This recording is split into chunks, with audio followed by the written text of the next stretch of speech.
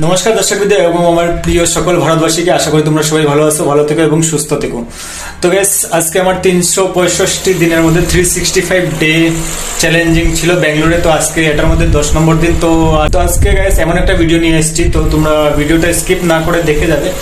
আর যারা ডেলিভারি করে বা ফুড ডেলিভারি বা রাইডিং করে ব্যাঙ্গালোরে ননস্টপ, যারা যে কোনো ডেলিভারি করে, তো ওদের জন্য খুবই ইম্পর্টেন্ট ভিডিও।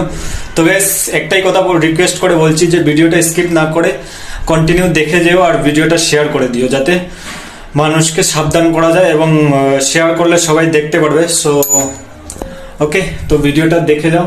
যারা Swiggy, Zomato and another blanket, অনেক ধরনের জেপ্টো ডেলিভারি, ফুড ডেলিভারি বা এরকম ডেলিভারি করে থাকে, তো ওদেরকে একটাই জিনিস কথা বলবো। সো যদি আমার ভাই তোমরা যদি আমার ভিডিওটা দেখে থাকো, তাহলে ভিডিওটা শেয়ার করে দেবে আর সবাইকে দেখার সুযোগ করে দেবে, সবাইকে হুঁশিয়ার করে দেবে।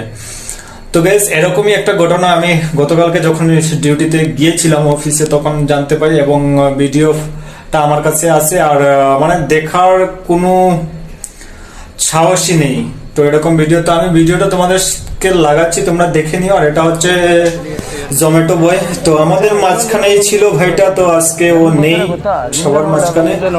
তো গাইস, তোমাদের একটু ভুলের কারণে অনেক বড় ক্ষতি হতে পারে। আর গাইস, ও যেহেতু পুরো মানে ইনভেস্টিগেশন করা হয়েছিল, তো ফোনে ব্যস্ত ছিল, এক হাত দিয়ে ফোনে কথা বলছিল আর এক হাত দিয়ে যেটা রাইড করছিল। সো একটা ভুলের কারণে মানে ওর নিজের প্রাণটাই হারালো।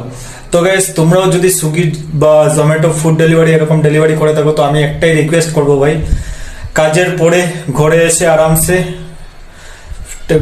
কোনো সব টেনশন ছেড়ে তারপরে ফোনে কথা বলো। আর যখন তোমরা রাইডে বেরোবে বা সাইকেল বা বাইক যাই নিয়ে বেরো, তখন গাইস, আর যদিও ইমার্জেন্সি কল করতে হয় তাহলে ব্লুটুথ নিয়ে নিও। আর এরকম এক হাত দিয়ে ফোন ধরে আর এক হাত দিয়ে গাড়ি চালানো, এরকম রিস্ক না নেওয়াটাই ভালো। কারণ আজকে আমাদের উপর আমাদের পুরো ফ্যামিলি ডিপেন্ড করে, আমার উপর আমার পুরো ফ্যামিলি ডিপেন্ড করে। আর ওর যদি ওর ঘরের একমাত্র ছেলে হয়ে থাকে, তাহলে ওর উপর ওর ঘরের পুরো ফ্যামিলি ডিপেন্ড করতো। আর বর্তমানে যেখানে ও নেই, তো আজকে বুঝতে পারছো ওর ঘরের অবস্থা কিরকম হবে বা ওর ফ্যামিলির অবস্থা কিরকম হবে।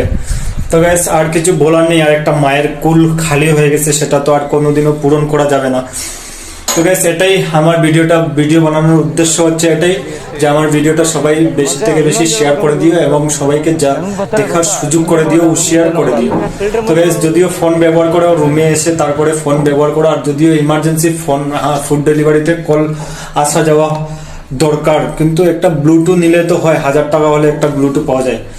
और ये घटना हुआ है गाइस इलेक्ट्रॉनिक सिटी में, तो बहुत ही दर्दनाक घटना हुआ है। तो गाइस, मैं एक ही चीज बोलना चाहूंगा कि गाइस, अगर आप लोग स्विगी जोमेटो या कुछ भी डिलीवरी कर रहे हो, तो गाइस फोन यूज मत करना।